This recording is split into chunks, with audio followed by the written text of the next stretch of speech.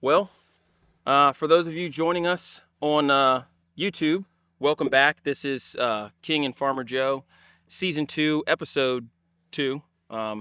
This is actually the quickest turnaround we've had in shooting episodes. Because you're not taking 6 months to edit and put it up. That's true. That's true. It's so much easier on YouTube. Right before we hop in, I got to shout out our official sponsors. Well, official, unofficial sponsors, Badlands Munitions Co. He said it last time, Badlands Munitions Co. It's in the name. Go to badlandsmunitionsco.com. Use the code CSGI and save. Also check them out on Instagram with a honorable mention to our folks over at Tier 3. I'm going to tag them all down below. Check them out, Tier 3 and Badlands Munitions Co. They've helped us out. They got me to SHOT Show this year and have kind of provided us an avenue to be able to reach a broader audience. So shout out to those guys. What are we starting with today? Man, there's so much going on in the world. Where do you say we left off on the protests last episode. Oh, they've gotten worse. And I've been watching a lot of the protests. I've been looking at a lot of stuff on X, and a lot of these protesters have no clue what they're protesting.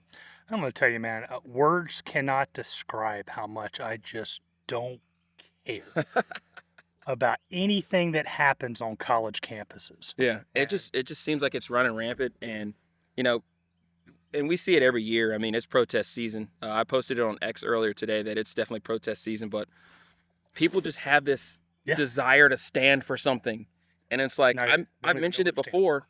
Is they'll be protesting and they'll be like have their phone and they're like, "Hey, look at me, look what we're doing." Yeah. Well, I've said it before, and this is what I would like to see happen.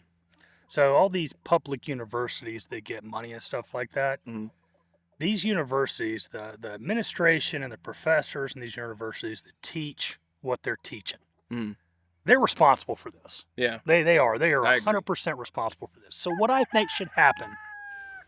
Shut up. Yardbirds, man. Oh, speaking of which, I didn't set the timer. Go ahead. Well, what I think should happen is, first off, the city and state police should have nothing to do with it.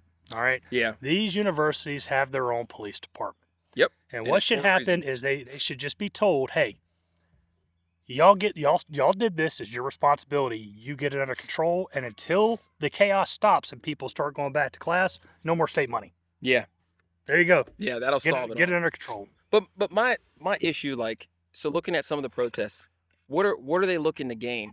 So personally, I don't want a genocide, but like I said, I'm America first. So if I'm America first and I'm saying no genocide, what is my university going to do about something that's going on over there? They're not going to do anything. I don't know what these people think they're doing. Yeah. All they're doing is and because of what they're protesting, this ain't the hippies, all right? No. This ain't them protesting Vietnam or something. Yeah. They're protesting, how do I say this? Is a cancelable offense. Yeah. And so their protest is going to do nothing except ensure their college years come to an end, which they're still going to have student loans, and they still have to pay them because I'm not paying it. And there's some people that are coming out now that own big businesses that say if you are an alumni of this school during the time frame this is going on, we're not going to hire you. Yeah. So wow. But again, I say it again, I really don't care what's happening. No, it just seems like a lot of people just want to garner a social media following, and they want it to be said that they're a freedom fighter, but it's like it doesn't make any sense. So I saw right before we started this, I watched a video, and apparently there was one of these protesters, and of course, they got the kafchi on and everything, and even though if they went over there, they get stoned to death. Yeah. Which is another good one I saw on Fresh and Fit the other day was that Muhammad, get the rocks. Get the rocks. Anyway, she's sitting there at a press conference, and they're demanding that the university feed them. They've taken over this building by force, won't let anybody else in, and they're demanding that the university feed them. On what grounds, though? Because their parents didn't beat them enough when they were little, on those grounds. That's insane. I couldn't imagine if I'm one of these if I'm one of these campus police officers and my agency is saying, hey, we can't do anything, we're not going to do anything, and then they're saying, "Hey, we're demanding this, and we're giving into their demands." I mean, there's a page that I follow on Instagram, and it's devoted to law enforcement agencies that bowed to BLM. So they showed that police chief that laid on the ground and put his hands behind his back, and everyone's standing around looking at him, and all these agents, they're making all these memes. I'm not going to say which page it is because I think they came under some fire here recently, but they're showing all these police officers that are like taking knees and like, putting the fist up, and it's like, what changed in that agency? Man, it got softer. That's the big. I don't know if it got softer. I think it's just a different subject matter. But yeah, man, it was fast how they came out quick. Yeah. Like they came out quick condemning it. Yep. You got Georgia State Patrol dudes, Spirit, just full Bill Goldberging people in the parking lot. And well, speaking of Georgia State Patrol, so it happened in Georgia and Florida this past weekend, where those kids stole that car. Oh yeah. So check this out. 4 kids, 4 teenagers, steal a car. The owner calls in and says, "My car's been stolen," gives all the information, which that's generally how it works. Yeah. They have the tag number. The kids didn't change tags or anything like that. So state police, or I don't think it was state police. I think it might have been a local agency in Florida, gets behind the car. They're doing like 120. They're doing 120, and I don't know what the procedure is for a pit maneuver, but they initiated some vehicle contact to get the vehicle to stop. A pit maneuver at 100 miles an hour, that's ballsy.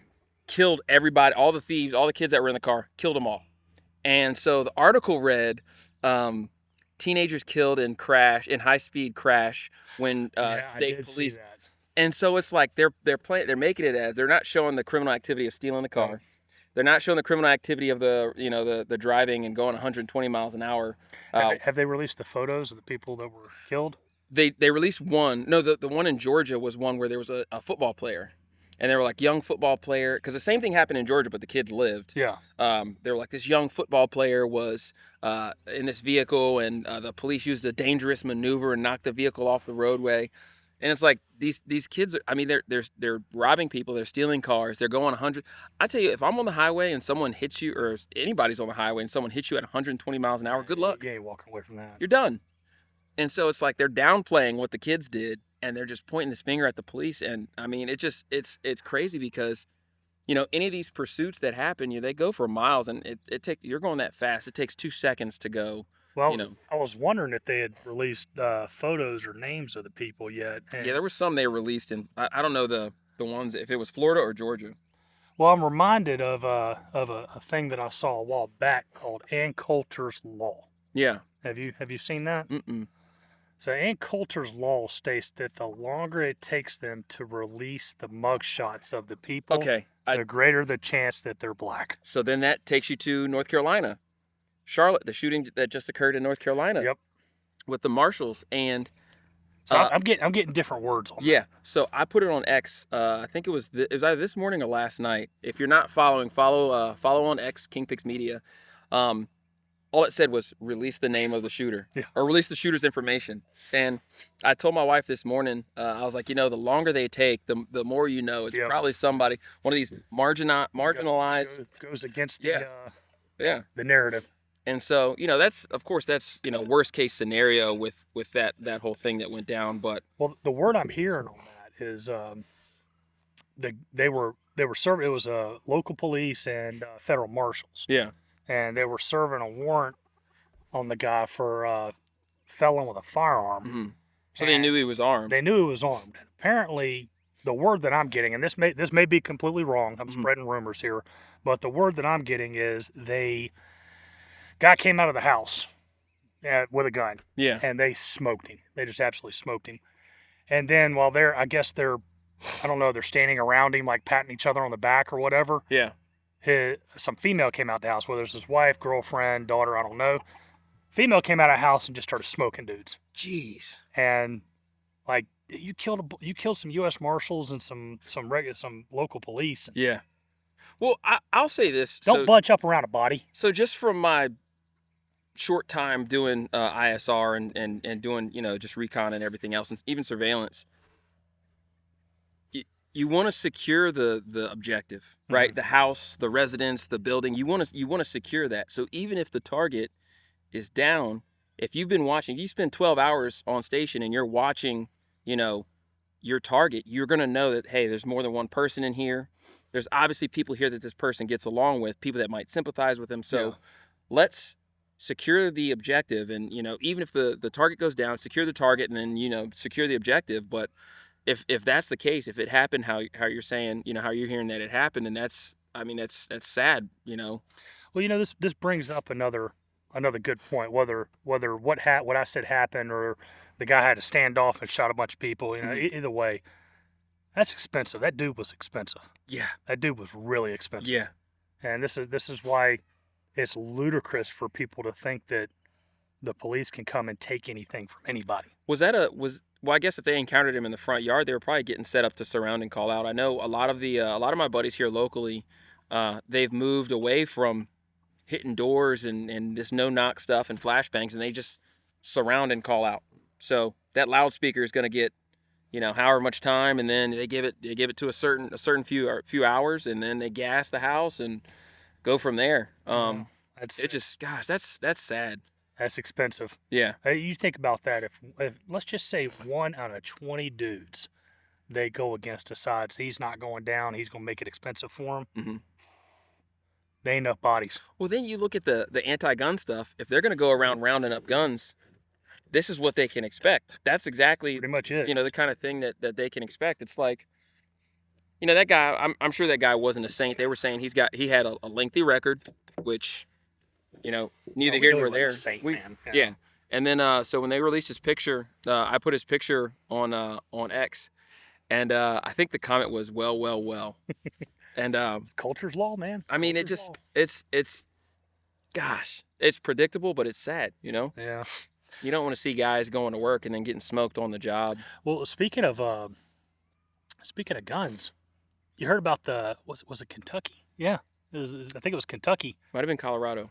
No, Kentucky passed a law for school teachers. Yeah. Was that Kentucky? There ain't no way it's Colorado, man. No. I think it was Kentucky. There was something else with Colorado. Kentucky passed a law to allow school teachers to carry. So what I read into it a little bit.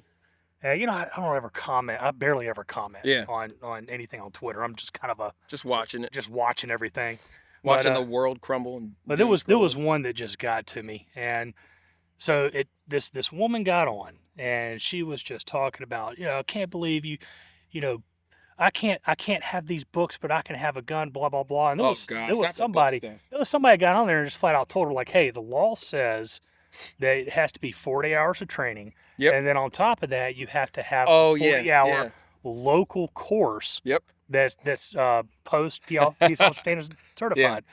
Yeah. And then she came back and was just like, she said, you know, you trust me with a gun, but you don't trust me with my, you know, my master's degree and 20 years teaching. Argument from authority. And all this stuff. And I had to comment, man. I just told her that her having a master's degree and 20 years of experience with test scores just going south for the last 20 years makes me trust her even less. Charlie Kirk said it best. College is a scam.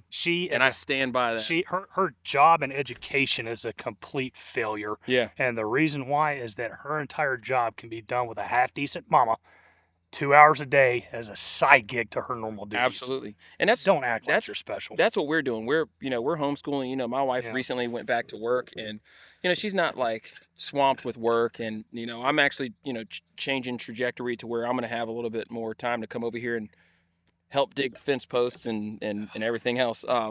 But my kids, my concern initially with homeschooling was that my kids wouldn't be social.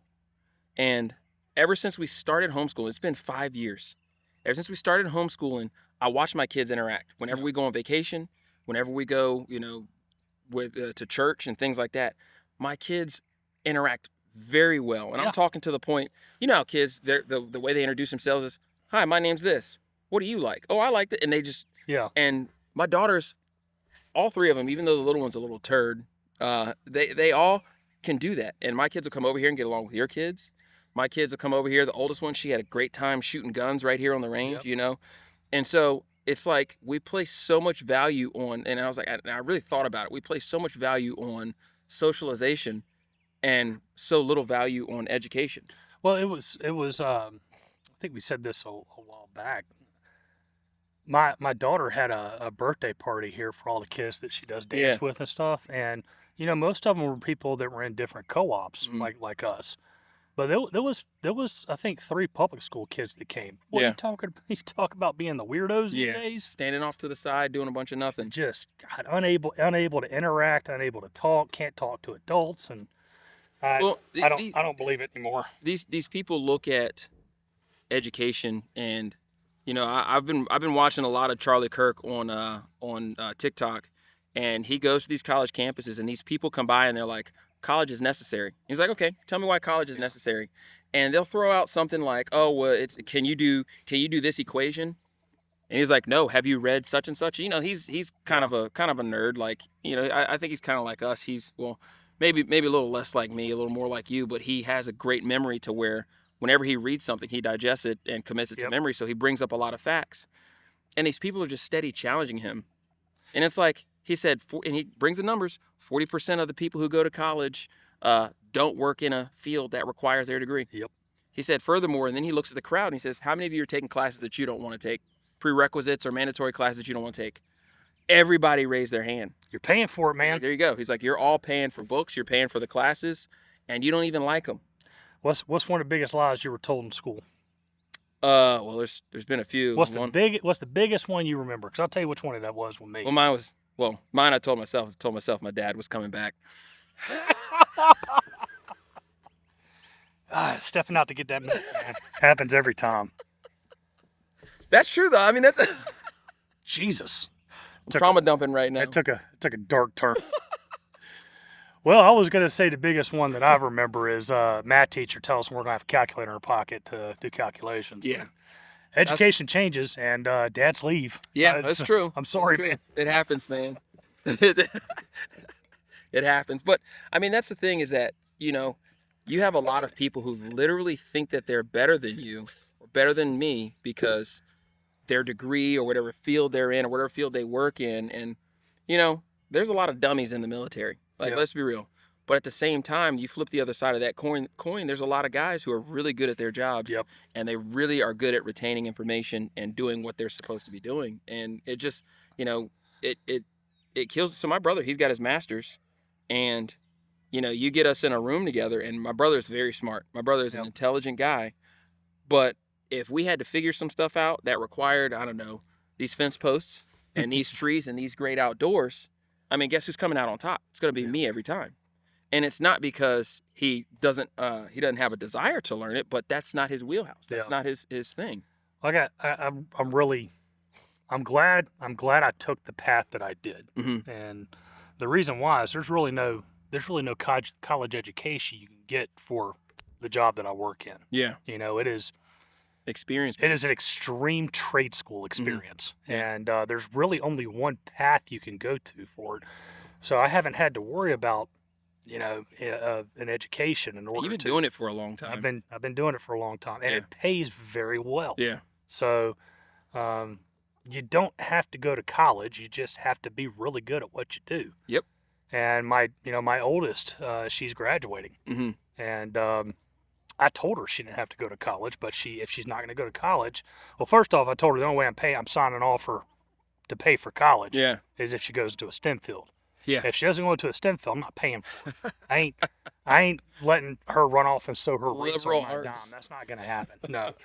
But if she doesn't go to college, she's got to go to a trade school. She has to have some kind of trade until she finds herself a husband that can take care of her. She's got to have some kind of trade that's going to make her money. That's and that's kind of how I was raised. My uncle, he was an officer in the Navy, and he started in the Navy in the 70s, and he got into computer technology, radar, and all that. He's pretty much done everything under the umbrella of like computers, radar, and intel. So that's where he started. That's where he ended his career. And then once he retired, he became a college professor.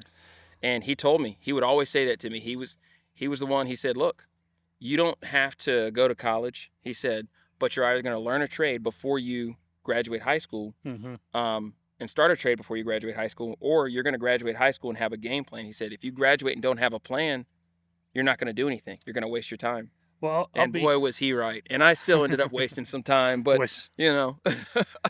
Well, you know, in a perfect world, if I got everything I wanted, Mm-hmm.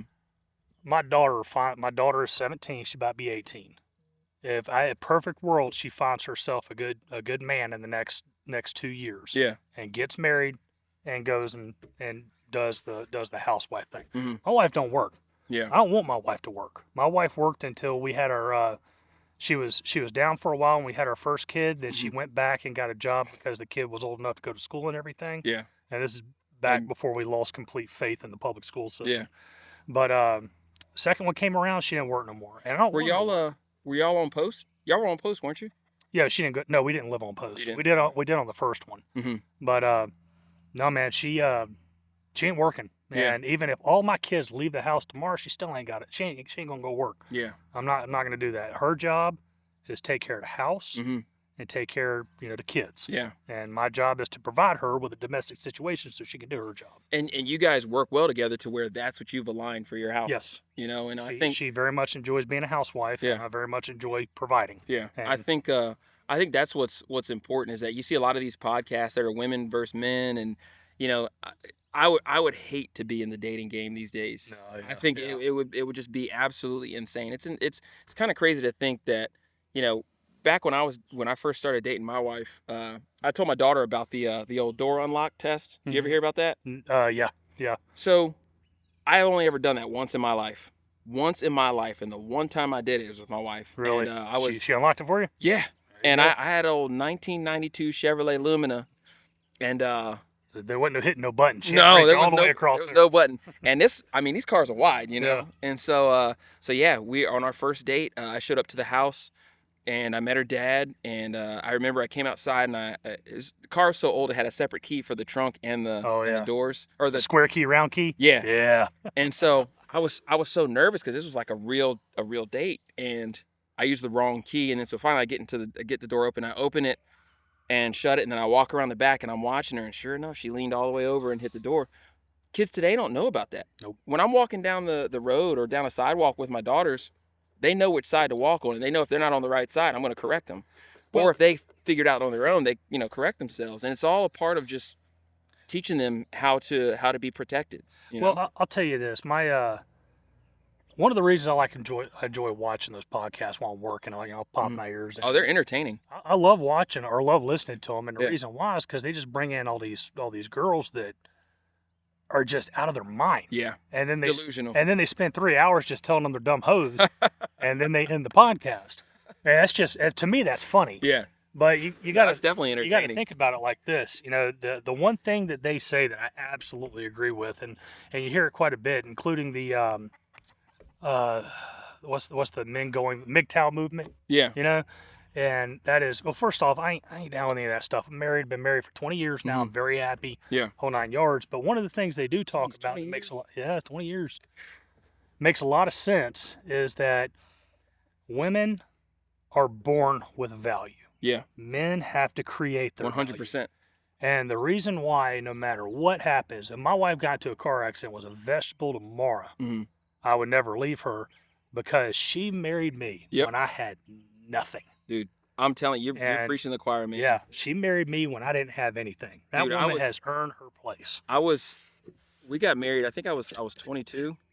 And I mean, we've been, I think every marriage goes through good, bad, and ugly, but man, I legitimately, I remember I sat down when I told one of my cousins, I was like, yeah, I'm thinking about asking this girl to marry me. And shout out to my cousin Maurice, man. Maurice was like, that sounds great, but you don't have anything. Yep. I mean, at the time I was working at the car wash, I was at the car wash. I had no real game plans. I had dropped out of college that year, and just really, he was right. And he was like, and he, of course, he kind of went the traditional route. He's like, how are you going to pay for her to get her hair done and her nails done? And she's not that kind of girl, but, I took offense to that when he first said it, and it kind of rubbed me the wrong way. And then his dad said the same thing. My Uncle Aaron was like, look, man, I know you think this is what you want, but you need to start looking at it through this lens. And I was like, I got mad at them. Yeah. I was like, how dare y'all? And then so once we got to the point where, I got into construction engineering and moved down here to Virginia, and, we got married, and I was like, man, they were right. I got nothing. Well, I mean, look at it like this. When did the last widow of a Confederate war veteran die? I mean, it had to be the 1900s. It was in the 90s. It was like 1995. Was it really? Yeah. The reason why is because that dude, when he married her, She was probably 13. he was 14. she was like 14 years old, and he was like 65. And these days you see something like that, and you're like, Yeah. God, look at that pedophile. Yeah. But that's a relative. Now, I'm not advocating for it. Don't sit here and say I'm advocating the for it. idea at the time was But to at the time, get a girl from a father wanted his daughter to go to somebody that could take care of her. That's why women always outlive men. It wasn't because that they were super healthy or stuff like that. It's just because the guy was old, she was young when they married her. Yeah. But I'm not going to marry my daughter off to some 35-year-old dude or anything like that. Yeah. But I want her to find a guy that is down to earth, that's not an idiot, which is rare these days. And especially the teenagers. Good yeah, Lord. that could take care of her, and that should be what everybody's going for. Traditional family. My daughter and I, my oldest daughter, she'll be 14, and we've had more conversations, about, she's starting to like boys, and I say, okay, well, what do you like about them? And she's very calculated. She's a lot like me, to where she's calculated, but at the same time, it's a calculated disorganization. Yeah. And so, I ask her the same questions. I say, what do you like about him? I say, does he respect his mom? And are his parents married? And she generally has all the information, because she's a sponge. She just gathers all the information. Having a father's a big thing. Yeah. And so don't need no damn fatherless behavior around your house. No. And so she told me the one boy she told me about, and I'm not gonna call her out on this episode because I know she's on YouTube sometimes. But she had nothing but good things to say, and of course, that's kind of how it works. But she kind of went through why she said those good things, and so kind of training them and telling them, like, look, I get it. Looks are a part of it, because that's how men are created. We're visual creatures, but if you can find something beyond that, I could go to work tomorrow and my face just gone. Yep. If you could find something beyond that to where you actually like them as a person, that's what's important. And then that whole, like, I couldn't imagine being on a date and asking someone, what do you bring to the table? I mean, wouldn't you have to have an idea of that before you even took them on a date? Well, that's the thing these days, man. I could be wrong. Dude, social media has done so much damage to both men and women, but it has really done some damage to girls. Yeah. It has really done some damage to girls. Oh, yeah. Well, it's like the protesters, they're all out on the front lines with their phones in their face, Would any of these protests be going on if it wasn't immediately posted to the internet, immediately shared on X, immediately posted on YouTube? God, I can't explain to you how much I don't care about what's going on college campuses. America first. It was over at Kent State. National Guard went in there and gunned down all those people, and I'm sure it was something. Was that the 70s? I don't know. It was. Yeah, I think it was the 70s. It was anti-war protest or whatever. And so, quite frankly, it's been going on for quite a while now. I don't think they shouldn't go in there and gun anybody down, obviously. But God, man, colleges have always been a breeding ground of just problems. Yeah, they really have. Yeah, well, it's everything's at your fingertips these days. And back in the day, if something happened at a school, unless it made national news, that's true too. You didn't see it. And, well, you're seeing this big time, especially on Twitter, man. It's throw them some more feed. Yeah. Yardbirds. Yeah. My little egg producers, man, they're making good money this year. But it's I forgot what I was going to say. You feeding the chickens. We were talking about the college campuses, and you mentioned Kent State. Well, college is a scam. Yeah. Put it like that. Shout out to Charlie Kirk. College is 100% a scam. What I was thinking about was, you're seeing a hard shift, and it's telling me, man, it's coming from Twitter. Mm-hmm. Because while it's not the most free speech it could possibly be, it is significantly slacked up from what it used to be. Yeah. And then people back in the 70s, man, if you lived out in a place like this and you lived in New York City, there were two totally different views on stuff, and you would never ever come across to another view. Yeah. You really wouldn't. But with social media, some aspects of social media just being an open fight, people can see other people's point of views. Yep. And it's harder to push propaganda than it used to be. Well, I will say this, and X, Twitter, whatever you want to call it. It's really hard to not say Twitter because it's a 2-syllable word. It just it fits. But X, it's free speech, and I can get on there, and I just did the premium X premium. So make sure you follow me again on X, King Pix Media. But X compared to what I get flagged for on Instagram, it's night and day. I had 5 posts on Instagram. I didn't have a gun. I didn't have a knife. There's no nudity. It was literally me standing in front of the camera. And 5 of those posts got flagged, and it almost shut my account down. Yeah, I read an article this morning that said that the AI is making Instagram almost unusable. Yeah. And people are getting flagged left and right. Yeah. And they're, they threatened to shut down accounts, but I don't know of anyone who's actually gotten their account shut down. Have you seen this? Look at this chicken's feet. Oh yeah, that's a cripple one. Is that the cripple one? Yeah, she's from the first flock, man. She's like 3 years old now. Yeah, it's amazing she ain't got by a fox yet. She can't damn walk. I've never seen. I didn't realize she was like that. Her name's Curly. Really? Curly, yeah. Curly claws. I almost killed her. Really? Whenever her feet turned out like that. Yeah. And look at her over here producing eggs. Ashley said not to kill her. She'll probably still produce eggs. She's one of our best layers. So really, she can hobble around all she wants. That really threw me for a loop because I was ready to trash Instagram, and that chicken just then curled up feet just popped up out of nowhere. So. All right, well, we're at 28 minutes, so... chickens and conspiracy theories. If you get chickens, you get start, 100%. Or as I call them now, spoilers. Yeah, that's exactly what it is. So let's talk about the work we did, the work you did today. I was kind of the... Okay, well, you helped a little bit more than what you usually did. I got the coveralls on. I got out here and, moved those bags of concrete once I figured out how to rip a paper bag. They're called overalls. Overalls. Yeah, you're right. I agree. So yeah, we're starting the 2,000-foot fence, and we got a grand total of 35 feet put in. There you go. And one step at a time. So the reason, I don't have an auger for my tractor. My wife's been telling me to get an auger. My buddies are telling me to get an auger. I mean, it'd be nice. You didn't dig no holes. So the reason I'm not is because, again, everything in here, 3 inches under the soil, is all gravel. Yeah. If I put an auger in here, I ain't going to do nothing except snap stuff. Yeah. And I have gotten extremely proficient in post hole digging. I would say. I mean, I could chew through concrete with post hole diggers. So you just got to put your weight behind it. Yeah, well, unfortunately, I don't have that muscular build that you got.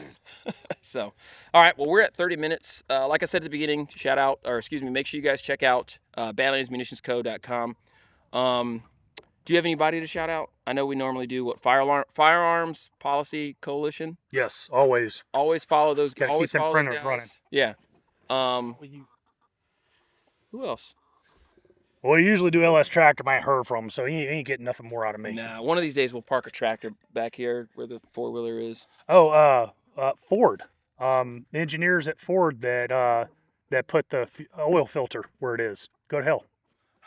Yeah, had to do that yesterday. Yeah. Yeah. Not fun. No. Not fun. All right, guys. Well, like I said, tune in, follow us on X, or follow me on X, and we'll see you in the next one.